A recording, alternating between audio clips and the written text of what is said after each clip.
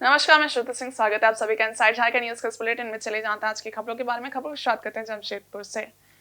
जमशेदपुर के tiger club संचालक और कांग्रेस कार्यकर्ता आलोक कुमार उर्फ मुन्ना की मंगलवार सुबह अपराधियों ने दिन दहाड़े गोली मारकर हत्या कर दी। घटना कदमा थाना क्षेत्र के शास्त्री नगर रोड नंबर 4 की है। मुन्ना को गोली लगने के बाद टीएमएच पहुंचाया गया, जहां डॉक्टरों ने उसे मृत घोषित कर दिया। बताया जा रहा है कि बुधवार की सुबह कदमा निवासी आलोक अपनी बुलेट से कहीं जा रहा था। इसी बीच करीब 10 बजे घात लगाकर बैठे अपराधियों ने आलोक मुन्ना को सामने से सीने में गोली मारी। इस गोलीबारी में 4 गोलियां आलोक के सीने को छलनी करते हुए पार हो गई। इसके बाद घायल आलोक वहीं जमीन पर गिर गया। स्थानीय लोगों ने तत्काल उसे टाटा मुख्य अस्पताल पहुंचाया, जहां चिकित्सकों ने उसे मृत घोषित कर दिया। घटना की सूचना पाकर मौके पर पहुंची पुलिस, जिसके बाद पुलिस की टीम जांच में जुट गई। बताया गया कि आलोक उर्फ मुन्ना कांग्रेस का कार्यकर्ता भी था। वह कई सारे सामाजिक संस्थाओं से भी जुड़ा हुआ था। इसके अलावा मारपीट के एक मामले में उसके ऊपर मामला भी दर्ज है। मुन्ना की हाल ही में 23 नवंबर को शादी हुई थी। उसे कांग्रेस के एक पूर्व मंत्री का काफी करीबी भी बताया जाता है। उसका कई लोगों के साथ पूर्व से विवाद भी चल रहा था। आलोक उर्फ मुन्ना पर चुनाव के वक्त भाजपा नेता से मारपीट का एक मामला भी दर्ज है। पुलिस घटनास्थल के आसपास लगे सीसीटीवी कैमरों की जांच कर अपराधियों का पता लगाने का प्रयास कर रही है। बताया जा रहा है कि यह घटना पुरानी रंजिश का परिणाम है। यहाँ पर एक गोली चलने की घटना हुई है, उसमें आलोक भगत को गोली लगी है, जिनको एमजीएम अस्पताल भेजा गया है और उसमें संयुक्त व्यक्तियों के लिए सूचना संकलन करके छापामारी की जा रही है और उसमें जो संयुक्त व्यक्ति है यथाशीघ्र उनकी गिरफ्तारी सुनिश्चित की जाएगी। अभी तक तो क्लियर नहीं हो पाया है ये कितने लोग थे, लेकिन लोग कुछ बता रहे हैं कि 3-4 आदमी। झारखंड कर्मचारी चयन आयोग द्वारा आयोजित स्नातक स्तरीय प्रतियोगिता परीक्षा को रद्द करने की मांग को लेकर आंदोलनरत छात्रों पर पुलिस ने लाठीचार्ज किया था। इसके खिलाफ भारतीय जनता पार्टी ने सड़क पर उतरकर सरकार की इस कार्रवाई का विरोध जताया। मंगलवार शाम जिला महानगर भाजपा के बैनर तले सैकड़ों कार्यकर्ता हाथों में तख्ती और काला बिल्ला लगाकर जयपाल सिंह मुंडा स्टेडियम से शहीद चौक पहुंचे, जहां उनके द्वारा सीएम हेमंत सोरेन का पुतला फूंक कर विरोध जताया गया। इस दौरान भाजपा कार्यकर्ता नेता सीजीएल परीक्षा रद्द करो, निहत्थे छात्रों पर लाठीचार्ज बंद करो, सीजीएल धांधली की सीबीआई जांच करवाओ जैसी नारेबाजी करते नजर आए।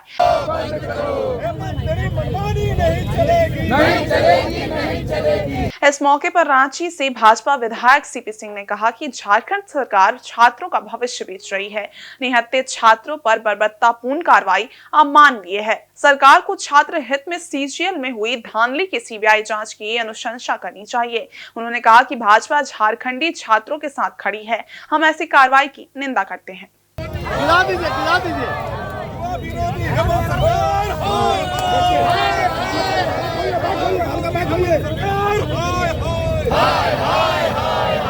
तेरी मनमानी नहीं चलेगी, नहीं चलेगी, नहीं चलेगी। छात्रों को न्याय देना होगा, देना होगा, देना होगा।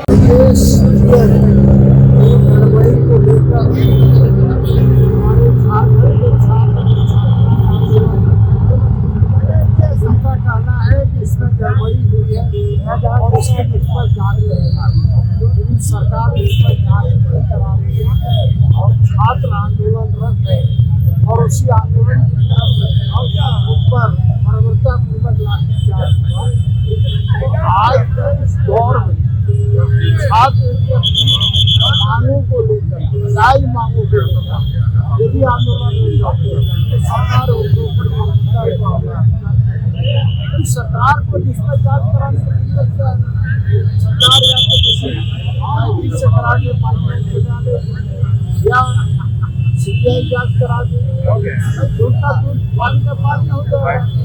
स्टेज लगा के हाईकोर्ट ने जानकारी दिया है, फिर उस पर 22 जनवरी को लेकिन जब तक छात्र आगे उनका भविष्य जुड़ा हुआ है, बहुत मेहनत करके परीक्षा और उसमें जब गड़बड़ी हो जाए भाई ये झारखंड में इस तरह का क्रिएट हो जा रहा है।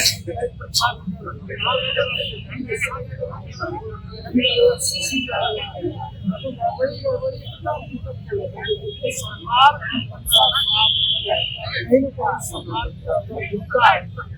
सरकार वहीं पश्चिमी सिंहभूम के जगन्नाथपुर में मंगलवार शाम को एक नाबालिग छात्रा की दुष्कर्म के बाद मौत का बड़ा संगीन मामला सामने आया है। इस घटना के बाद आरोपी एक युवक की ग्रामीणों ने जमकर पिटाई भी की है। लोगों में भारी आक्रोश देखा जा रहा है। जानकारी के मुताबिक मंगलवार शाम 7 बजे नाबालिग छात्र घर के पीछे आंगनबाड़ी के पास बेहोशी की हालत में मिली थी। शरीर अस्त व्यस्त देख परिजनों के होश उड़ गए थे। उसे आनन फानन में जगन्नाथपुर सामुदायिक स्वास्थ्य केंद्र ले जाया गया, जहां से उसे बेहतर इलाज के लिए चंपुआ रेफर किया गया। चंपुआ में इलाज के दौरान डॉक्टरों ने उसे मृत घोषित कर दिया। घटना की खबर चंपुआ में भी आग की तरह फैल गई। वहां के लोग भी आक्रोशित हो गए, जिसके बाद सैकड़ों की संख्या में लोग चंपुआ अस्पताल पहुंच गए और जमकर हंगामा किया।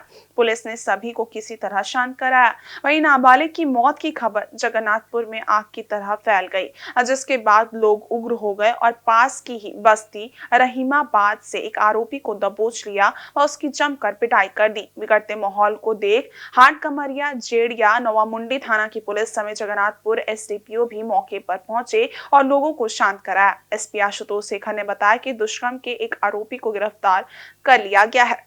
पुलिस मामले पर और हालात पर लगातार नजर बनाए हुए है।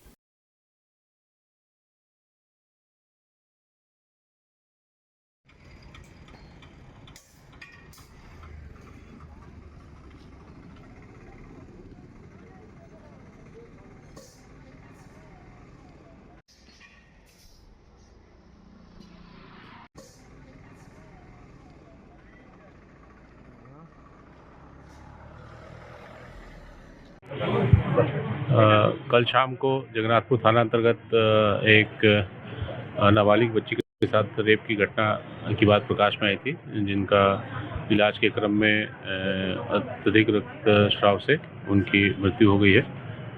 उस घटना में जो संलिप्त अभियुक्त थे उनको ऑलरेडी गिरफ्तार कर लिया गया है और गिरफ्तारी के उपरांत जो साइंटिफिक एविडेंस कलेक्शन के पॉइंट ऑफ व्यू से और अन्य जो कार्रवाई पुलिस के स्तर से अपेक्षित है, जिसमें कि प्रोसिक्यूशन और तत्काल उनके विरुद्ध आरोप समर्पित किया जाए, इसके लिए कार्रवाई की जा रही है। और हम लोग की पूरी टीम एसडीपीओ जगन्नाथपुर, थाना प्रभारी जगन्नाथपुर और साथ ही में उस क्षेत्र से अन्य थाना प्रभारी मिलकर इसकी पूरी कार्रवाई कर रहे हैं और तत्काल इसमें हम लोग अनुसंधान पूर्ण करते हुए उनके विरुद्ध आरोप पर समर्पित करने का प्रयास करेंगे। और झारखंड में सीजीएल की परीक्षा को लेकर बवाल जारी है। इस बवाल के बीच हिरासत में लिए गए जेएलकेएम के नेता को 24 घंटे के बाद पुलिस ने रिहा कर दिया। साथ ही अन्य अभ्यर्थियों को भी थाना से छोड़ दिया गया। रिहा होते ही छात्र नेता देवेंद्र महतो ने पुलिस पर कई आरोप लगाए। बता दें कि सोमवार को प्रदर्शन कर रहे जेएलकेएम नेता समेत कई छात्रों को पुलिस ने हिरासत में लिया था। सभी को पुलिस ने मंगलवार शाम को छोड़ दिया। दरअसल झारखंड कर्मचारी चयन आयोग के द्वारा ली गई सीजीएल की परीक्षा में कुछ छात्र गड़बड़ी का आरोप लगा रहे हैं। सड़क पर आंदोलन कर परीक्षा को रद्द करने की मांग को लेकर डटे हैं, तो दूसरी ओर कोर्ट का भी सहारा लिया है। परीक्षा में गड़बड़ी की जांच के लिए सीबीआई को केस सौंपने को लेकर जनहित याचिका दायर किया है, जिसमें छात्रों की पहली जीत भी हुई है।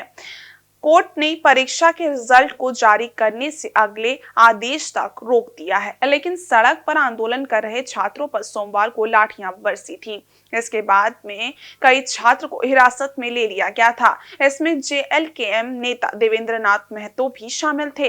इस बीच पुलिस ने सख्त कार्रवाई करने की बात कही थी, साथ ही जेल भेजने की भी चर्चा शुरू हो गई थी, लेकिन जेएसएससी को लेकर कोर्ट में हुई सुनवाई के बाद पुलिस नर्म पड़ गई और देवेंद्र समेत सभी को रिहा कर दिया गया। रिहा होते ही देवेंद्र नाथ महतो ने कहा कि ये लड़ाई लाठी और डंडे से रुकने वाली नहीं है, अंतिम सांस तक लड़ाई को लड़ते रहेंगे।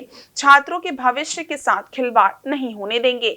आखिर कब तक झारखंड में नौकरी बिकेगी? गरीब का बच्चा कर्ज लेकर तैयारी करता है और इस बीच नौकरी की सीट ही बेच दी जाती है। इसके लिए फांसी पर चढ़ना भी होगा, तो इससे पीछे नहीं हटने वाले हैं। कि कल हम पूर्व सूचना के तहत पूर्व घोषणा कार्यक्रम के तहत हम एसएससी कार्यालय गए थे जेएसएससी परीक्षा में धांधली के खिलाफ, लेकिन प्रशासन मेरे साथ बर्बरतापूर्ण लाठी बरसाया, बेदर्दी टाइप से हमारे ऊपर लाठी बरसाया गया, मारा गया, नामकुम थाना ले जाया गया। उसके बाद डीसी ऑफिस शीशा बिल्डिंग के पार्किंग में हमको 3-4 घंटा रखा गया अंधेरा रात तक। उसके बाद फिर हमको जगन्नाथपुर थाना रखा गया, फिर अभी हम कोतवाली थाना से हम रिहाई हो रहे हैं। और इस तरीके से जो मेरे साथ ड्यूटी में थे जो अधिकारी लोग, उन लोग को भी पता नहीं चल रहा था कि किस वक्त के अंदर को कहाँ ले जाया जाए। लेकिन आज मेरे ऊपर जो लाठी बरसाया गया, आखिर हम जेएसएससी कार्यालय क्यों गए थे? किसी को हम लूटने नहीं गए थे, किसी को मारने नहीं गए थे, हम गुंडागर्दी करने नहीं गए थे, किसी का खेत जोतने नहीं गए थे। हम छात्र के हक अधिकार के लिए जांच मांग को लेकर के हम गए थे। अगर प्रशासन पर और यहाँ के सरकार पर मेरा सवाल है कि जो मेरे ऊपर लाठी बरसाया गया, यह कहीं न कहीं अगुआ सरकार जो कहती है ये हम झारखंडियों का सरकार बनाए हैं, अगुआ सरकार कहती है, ये अगुआ सरकार पर न्याय पर भरोसा रखने वाले झारखंडियों पर प्रहार। वहीं चक्रधरपुर रेल मंडल के राउरकेला सेक्शन में हावड़ा मुंबई मुख्य रेल मार्ग पर कलुंगा स्टेशन के पास एक बड़ी दुर्घटना हुई है। यहां रेल फाटक में 3 बाइक मालगाड़ी की चपेट में आ गई है। इस हादसे में तीनों बाइक सवार की घटनास्थल पर ही मौत हो गई है, जबकि 2 लोगों की हालत गंभीर बनी हुई है। घटना मंगलवार रात करीब 9:30 बजे की बताई जा रही है। इस दुर्घटना में बाइक और बाइक सवार के परखच्चे उड़ गए। शव कई भागों में विभक्त होकर पटरी पर बिखर गई। बताया जा रहा है कि बंद रेल फाटक को पार करने के दौरान यह हादसा हुआ। बहरहाल मामले को लेकर जांच भी शुरू कर दी गई है। वहीं घायलों का पास के अस्पताल में इलाज कराया जा रहा है। रेल हादसे के बाद इस रूट पर करीब आधे घंटे तक ट्रेनों का परिचालन ठप हो गया। उधर घटना की खबर मिलते ही संबंधित रेल अधिकारी घटनास्थल पर पहुंचे और राहत कार्य में जुट गए। फिलहाल ट्रेनों का परिचालन सामान्य है और मृतकों की पहचान की कोशिश की जा रही है ताकि उनके परिजनों को इसकी सूचना दी जा सके।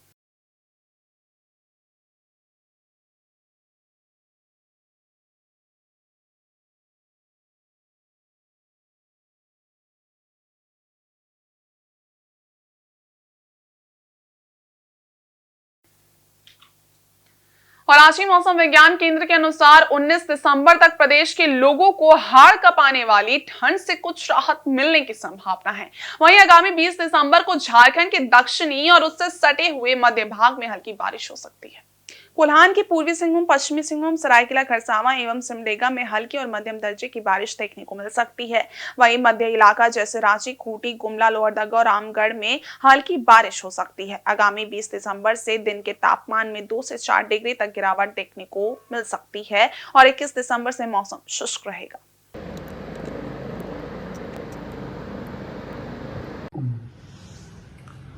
झारखंड वासियों को अभी आगामी 2-3 दिनों में थोड़ी ठंड से थोड़ी राहत देखने को मिलेगी, जबकि न्यूनतम तापमान है वो थोड़ा सा आपको बढ़ता हुआ दिखेगा। इसका मुख्य कारण ये है कि उत्तर पश्चिम भारत में पश्चिमी विक्षोभ आ रखा है, जिसके कारण जो हिमालय से ठंडी हवाएं हैं वो झारखंड की तरफ थोड़ी कम आ रही हैं। और साथ में ही जो दक्षिण पश्चिम बंगाल का खाड़ी है वहाँ पे एक नींद दबाव का सिस्टम बना हुआ है, उसका भी कुछ हल्का क्लाउड बैंड झारखंड की तरफ आ रहा है। तो जिस कारण से थोड़ी सी अभी जो पारा गिरा हुआ था, न्यूनतम पारा गिरा हुआ था और जो सर्दी बढ़ी हुई थी उसमें आपको कमी देखने को मिलेगी। और अभी 17, 18, 19 ये 3 दिन मौसम शुष्क हैं। 20 तारीख को झारखंड के जो दक्षिणी और उससे सटे हुए मध्य भाग है वहाँ कुछ हल्की बारिश और दक्षिणी भाग भी बात करें तो वहाँ हल्के मध्यम दर्जे की बारिश की संभावना जताई जा रही है। तो कोल्हान के जो जिले हो गए जिसमें पूर्वी सिंहभूम, पश्चिमी सिंहभूम, सिमडेगा, सरायकेला खरसावां, तो इन जगहों पे आपको हल्के से मध्यम दर्जे की बारिश देखने को मिल सकती है। मध्य के इलाके हो गए जिसमें खूंटी, रांची, गुमला, लोहरदगा, रामगढ़, इन इलाकों में आपको हल्के दर्जे की बारिश देखने को मिल सकती है। तो जो बारिश के कारण जो 20 तारीख से है वो दिन का तापमान थोड़ा सा आपको 2 से 3 डिग्री 4 डिग्री तक भी दिन का तापमान गिरता हुआ दिखेगा। और अभी जो हल्के बादल जो हैं या थोड़ा सा जो ठंडी हवा रुक गई है पश्चिम विक्षोभ जो उत्तर भारत में है, तो उसके कारण से भी अभी न्यूनतम पारा बढ़ेगा और आने वाले दिनों में न्यूनतम पारा झारखंड में 2 से 4 डिग्री तक भी आपको बढ़ता हुआ देखने को मिलेगा। भारतीय क्रिकेट टीम के पूर्व कप्तान कपिल देव ने कहा कि जमशेदपुर में गोल्फ के प्रति इतना क्रेज देखकर अच्छा लगा। ऐसा क्रेज देश में केवल क्रिकेट में देखने को मिलता है। दरअसल वे जमशेदपुर में मंगलवार को शुरू हुए टाटा ओपन गोल्फ टूर्नामेंट में शिरकत करने पहुंचे थे। उन्होंने गोलमुरी गोल्फ कोर्ट में टूर्नामेंट का उद्घाटन किया। मौके पर गोल्फ में हाथ भी आजमाए। पूर्व क्रिकेटर और professional golf tour of India के राष्ट्राध्यक्ष कपिल देव ने कहा कि यहां के लोगों में गोल्फ के प्रति लगाव बढ़ा है।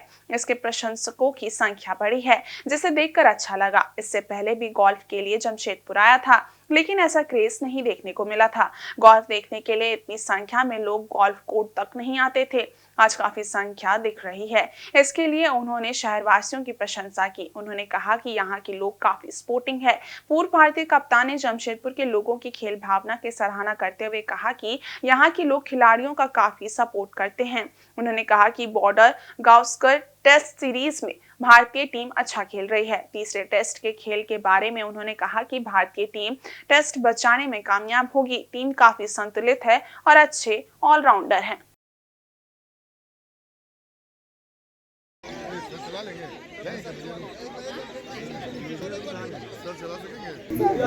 गाड़ी को मत तोड़ो। गाड़ी को नहीं तोड़ेंगे।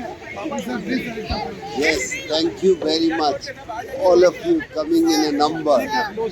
बहुत अच्छा लगा कि आप इतने लोग आए हो यहाँ पर, और वो भी गोल्फ के लिए। ऐसा मैं हमेशा क्रिकेट के लिए देखता हूँ, इसलिए मैं आपको PGTI की तरफ से धन्यवाद कहना चाहता हूँ कि आप इतने लोग गोल्फ के लिए यहाँ पर आए। Thank you very much. Indian cricket team doing very well. They played very well today, despite of they have hiccups. But I hope they will save the test match tomorrow. Saraikela जिला के आदित्यपुर क्षेत्र में महीनों से पेयजल संकट से जूझ रहे नगर निगम वासियों के लिए अच्छी खबर है। जहां नगर निगम के प्रयास से अनियमित जलापूर्ति पर विराम लग गया है, अब आवासीय परिसर सहित तमाम क्षेत्र में पानी की सप्लाई शुरू हो जाएगी।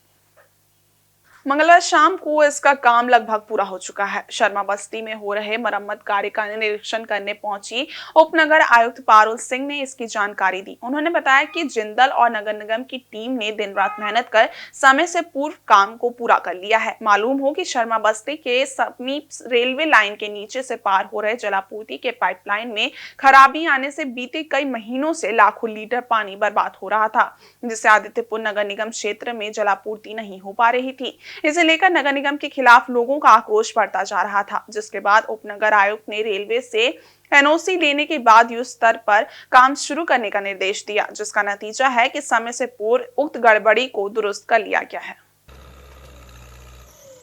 ये काफ़ी दिनों से ये काम पेंडिंग चल रहा था। हम लोगों ने 3 दिन जिंदल की टीम ने लिया हुआ था इसे रिपेयर करने के लिए, लेकिन इन लोगों ने 1 दिन में ही पूरा कर दिया इस काम को। तो मुझे उम्मीद है कि जो एरिया शर्मा बस्ती, नेपाल बस्ती और इधर का जो भी एरिया था जहाँ पे आदित्यपुर 1, जहाँ पे भी पानी की थोड़ी प्रॉब्लम्स चल रही थी काफ़ी टाइम से, वो मुझे लगता है इसके बाद अब सॉर्ट आउट हो जाए। इनसाइड झारखंड न्यूज ने पिछले दिनों अपने सामाजिक दायित्व का निर्वहन करते हुए पूर्वी सिंहभूम जिले में क्षेत्रीय भाषा में पढ़ाई शुरू करने संबंधी खबर को प्रमुखता से प्रसारित किया था। इसके माध्यम से बताया गया था कि उर्दू, उड़िया एवं बांग्ला भाषा के विद्यालयों में शिक्षक एवं पुस्तकों का अभाव है। इस खबर के बाद लोगों का ध्यान भी इस ओर आकृष्ट हुआ है। बांग्ला भाषियों द्वारा हादा में झारखंड साहित्य संस्कृति परिषद द्वारा एक प्रेस कॉन्फ्रेंस का आयोजन किया गया। इसके माध्यम से कहा गया कि मातृभाषा बांग्ला को संवैधानिक जीवन दान दिया जाए। इसे लेकर जल्द ही शिक्षा मंत्री को एक मांग पत्र सौंपा जाएगा। बांग्ला भाषियों ने कहा कि 2 दशक पहले झारखंड के लगभग सभी स्कूलों में बांग्ला की पढ़ाई लिखाई होती थी, पर आज हमारी मातृभाषा राज्य की द्वितीय राजभाषा होने के बाद भी पूर्णता अपेक्षित है, जबकि संविधान के अनुच्छेद 350A के तहत देश के हर नागरिकों को अपनी मातृभाषा में कम से कम प्राथमिक तक की शिक्षा प्राप्त करने का पूर्ण अधिकार है। साथ ही झारखंड के मुख्यमंत्री महामहिम राज्यपाल को इससे पहले भी पत्र के माध्यम से अवगत कराया गया था और बांग्ला भाषा की पढ़ाई शुरू करने की मांग की गई थी, जिसके तहत बांग्ला भाषा में पुस्तक की छपाई एवं शिक्षकों की बहाली की मांग की गई थी। इस बाक पत्र के आधार पर पुनः प्राथमिक से लेकर उच्च शिक्षा तक में पठन पाठन करने की व्यवस्था करने की मांग की गई थी। प्रेस कॉन्फ्रेंस में शंकर चंद्र गोप, सुनील कुमार डे, तपन मंडल, जिला परिषद सूरज मंडल समेत अन्य उपस्थित थे। पहले था एक मातृभाषा, एक राष्ट्रभाषा और एक अंतर्राष्ट्रीय भाषा। हम लोग का टाइम में हम लोग सीखे हैं, तो अगर ये व्यवस्था नहीं होगा तो ऐसा एक दिन आएगा कि जितना भी हम लोग का रीजनल लैंग्वेज है, स्थानीय भाषा है, ख़त्म हो जाएगा। तो इसलिए हम लोग सरकार से निवेदन करना चाहते हैं कि हमारे बांग्ला भाषा के साथ साथ जैसे उड़िया है, उर्दू है, जो स्कूल था पहले, उसको फिर से स्थानीय भाषा पढ़ाने का कोशिश किया जाए और फिर से बांग्ला किताब का छपाना, बांग्ला भाषा की शिक्षक की नियुक्ति किया जाए, ताकि हमारे जो भावी पीढ़ी है अपनी मातृभाषा में मातृभाषा का ज्ञान पा सके और मातृभाषा को बचा सके। बांग्ला भाषी लोगों के माध्यम से प्रेस कॉन्फ्रेंस कर रहे हैं और हमारे झारखंड में जो माननीय हेमंत सोरेन जी का सरकार है और उस सरकार को हम लोग इस समिति के माध्यम से कई बार एक लेटर के माध्यम से लिखित रूप से सूचना कर चुके हैं, जो कि मुख्यमंत्री के साथ साथ महामहिम राज्यपाल को और साथ ही जो राज्य का शिक्षा मंत्री है उनको भी। ये विषय है कि हमारे झारखंड में जो भाषा बोले जाने वाले भाषा है वो करीब 40-42% है और जो बांग्ला भाषी लोग हैं, बांग्ला भाषा हम लोग बोल रहे हैं, लेकिन हम लोग ना उस भाषा को पढ़ पाते हैं ना लिख पाते हैं। ये पिछले कई वर्षों से ये लिखना, पढ़ना और पढ़ाना सरकार के द्वारा बंद कर दिया गया है और इस समिति के माध्यम से हम सभी सरकार से मांग करते हैं कि आप पुनः हमारे झारखंड के जो बांग्ला मीडियम के स्कूल हैं, सभी स्कूलों में पुनः बांग्ला भाषा को सुचारू रूप से सिखाना, जो हमारे काल के भविष्य हैं, सभी बच्चों को सिखाना चालू करें और जो बच्चों को सिखाएंगे और सिखाने वाले शिक्षकों का नियुक्ति करें। इधर पश्चिमी सिंहभूम जिले के सरायकेला थाना अंतर्गत पारोडी गांव के समीप मंगलवार रात हुई सड़क दुर्घटना में एक व्यक्ति की मौत हो गई, जबकि उसका साथी घायल हो गया। मृतक की पहचान 37 वर्षीय बैद्यनाथ समत के रूप में हुई है। घायल व्यक्ति का नाम जयपाल सोय है। दोनों मनोहरपुर प्रखंड के सतपोटका के रहने वाले हैं। जानकारी के अनुसार बैद्यनाथ व जयपाल दोनों बाइक से डोमलोई से पोटका जा रहे थे। इसी दौरान मनोहरपुर सरायकेला मुख्य सड़क मार्ग के पारोडी गांव के समीप सामने से आ रही तेज रफ्तार अज्ञात मालवाहक गाड़ी ने बाइक को सीधी टक्कर मार दी और फरार हो गया।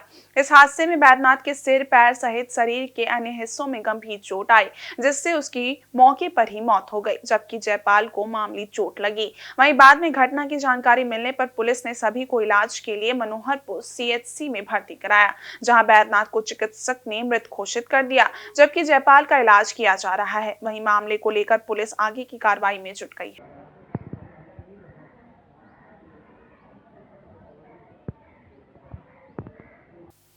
और पूर्वी सिंहभूम जिले के मुसाबनी प्रखंड अंतर्गत उत्तरी बादिया पंचायत की मुखिया रीना महाली ने अपने सामाजिक दायित्व का निर्वहन किया है। उन्होंने अपने निजी खर्च से जर्जर पुलिया की मरम्मत करवाई है, जिससे लोगों में खुशी है। मुसाबनी स्थित बाजार में उत्तरी बादिया की मुखिया रीना महाली ने अपने निजी खर्च से बाजार एवं स्कूल में आने जाने वाले लोगों की सुविधा के लिए जर्जर पुलिया को दुरुस्त करवाया है। काफी दिनों से सुनील होटल के समीप पुलिया जर्जर हो गई थी, जिससे लोगों को काफी परेशानी का सामना करना पड़ता था। स्थानीय लोगों ने इस समस्या से रीना महाली को अवगत कराया था, जिसके बाद उन्होंने पहल करते हुए जर्जर पुलिया का निर्माण कार्य शुरू कराया। इसका शुभारंभ मंगलवार को नारियल फोड़कर किया गया। इस मौके पर उसके समर्थक उपस्थित थे। उन्होंने बताया कि यहाँ के स्थानीय लोगों की मांग पर जर्जर पुलिया का निर्माण कराया जा रहा है, ताकि बाजार एवं स्कूल में आने जाने वाले लोगों को सुविधा हो सके।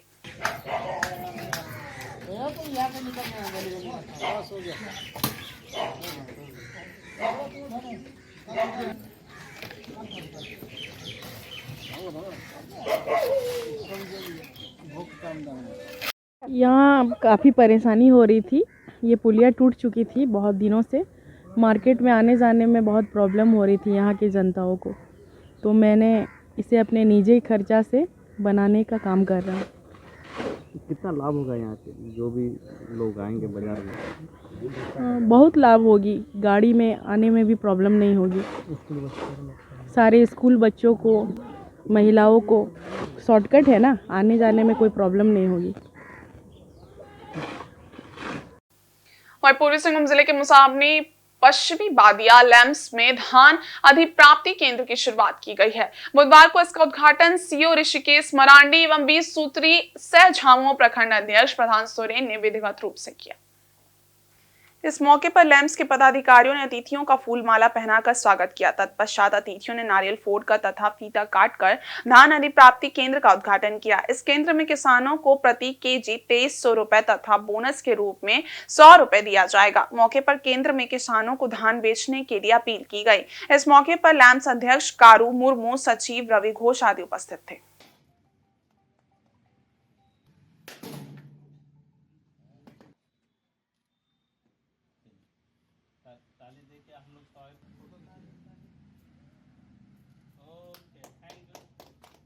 जो कार्यक्रम था पश्चिम मध्य लैम्स की ओर से धान अधिप्राप्ति का शुभारंभ करने के लिए मैं आभार प्रकट करता हूं कि हमारे यहाँ के किसान लोगों को उचित मूल्य देने के उद्देश्य से हमारे झारखंड सरकार ने उचित मूल्य तय किए हैं। 2400 रुपया कुल होता है, जब 2300 केंद्र सरकार 100 रुपया बोनस के तौर पर झारखंड सरकार दे रही है। इसी उद्देश्य से आज हमारे इस उद्घाटन के समारोह में मुसावनी प्रखंड के अंचल पदाधिकारी एवं हमारे विधायक प्रतिनिधि प्रधान सोरेन के कार्यक्रमों द्वारा आज का इस समारोह का उद्घाटन किया गया। और इस बुलेटिन में बस इतना ही। ब्रेक के इस बारे कुछ और खास खबरें, तब तक के लिए देखते रहिए इनसाइड झारखंड न्यूज़। धन्यवाद।